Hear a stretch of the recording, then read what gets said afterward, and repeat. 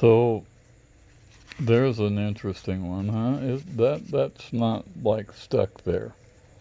Um, it's just sitting there on the side of the diamond because it's in the magnetic field of that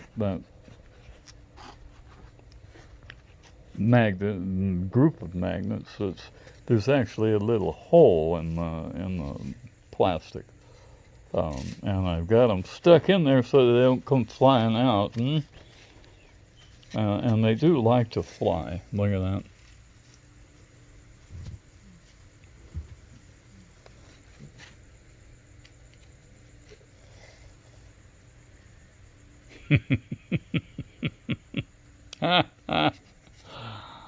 And diamond is a superconductor for heat and magnetism. There's no resistance, but magnetism is passing right through there because it's using the double covalent bonds of diamond or silicon carbide, whatever it is. And silicon carbide actually will conduct a little bit of current and create a magnetic field because carbon only has 6 protons and silicon has 6 plus 8. Okay, so there's 8 more. 14.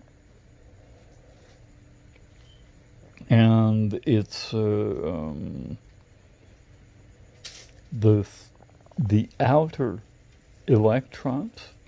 There are 4 in carbon and 4 in silicon.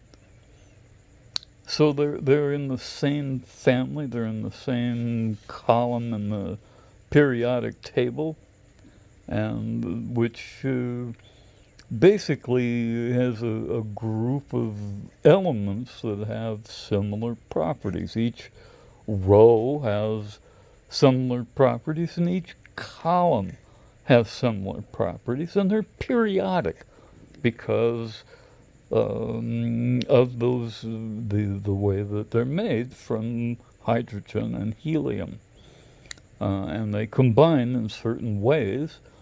And as things fuse into larger elements, they do so along these 8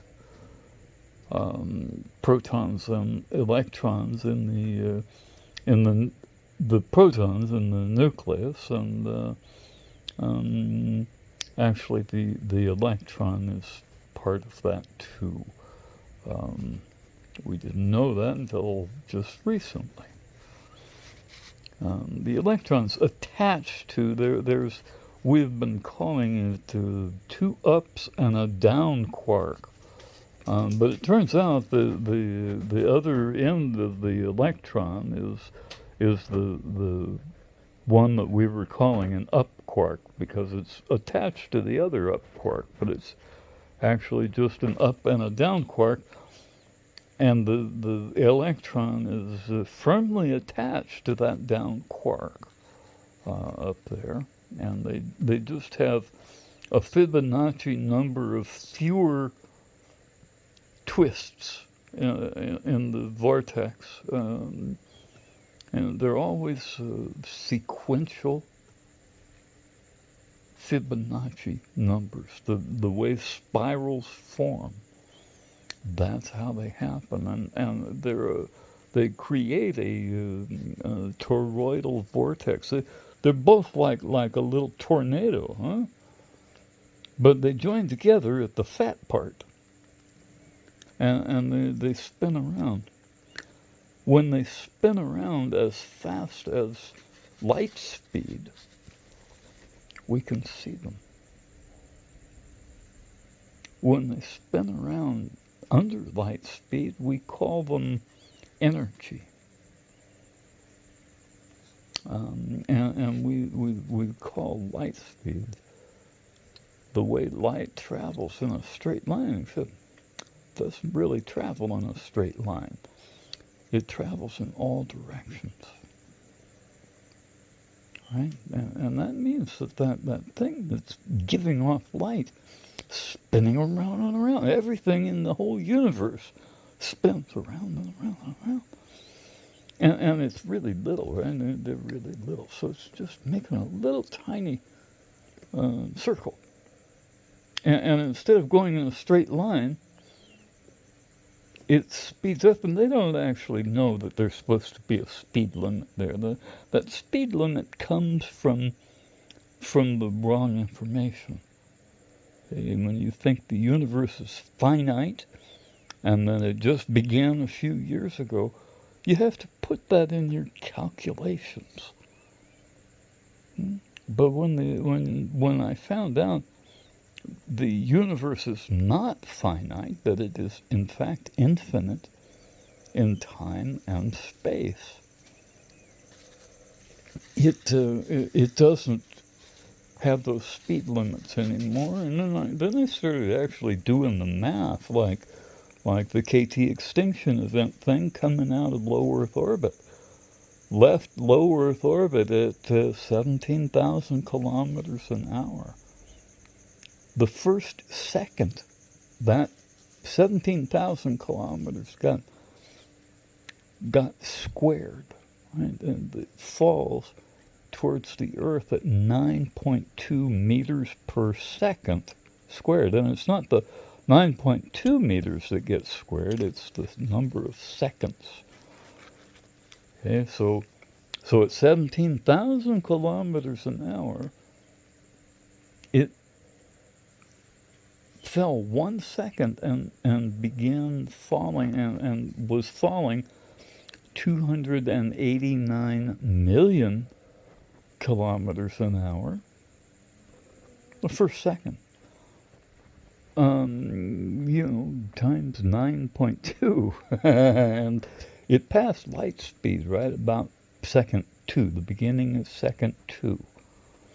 It didn't know there was a speed limit either. And it's so big that it didn't develop a lot of resistance in the atmosphere. It was bigger than the atmosphere is deep. That ship in New Mexico, you can see it. It's sticking out of the middle of the Navajo reservation. It has a big hole in the starboard wing. You can't miss it now. It was Cortez's city of gold.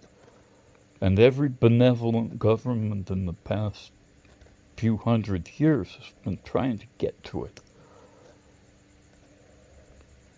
We didn't know what it was, and we still don't know what it is because nobody told us about it except me and Miss Google. But hey, you know how that ship flew between the stars?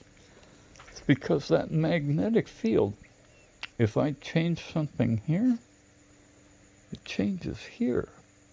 At the exact same time. It's the same magnetic field from there to there. That's how stars are. In between those stars is not just vacuum. There's quantum foam, subquark particles popping in and out of existence continuously. And they are necessarily charged particles, and they attract each other, and they become two ups and a down quark, which becomes a hydrogen atom. Everything you see around you started out as a hydrogen atom.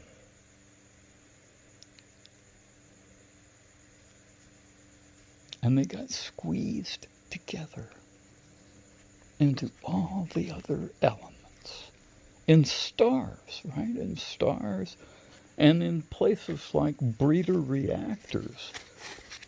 I happen to live on one. The mountains that I live in are a technology that was left behind by the civilization prior to our own. And that ship sticking out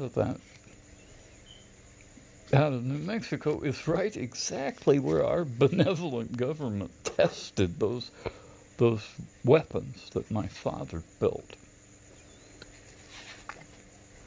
And in the 50s, right? And I was born on Sandia Base, where the Army built those weapons because the guys up in Los Alamos didn't have 50,000 Army guys with guns standing around the most precious element they knew of, which was plutonium.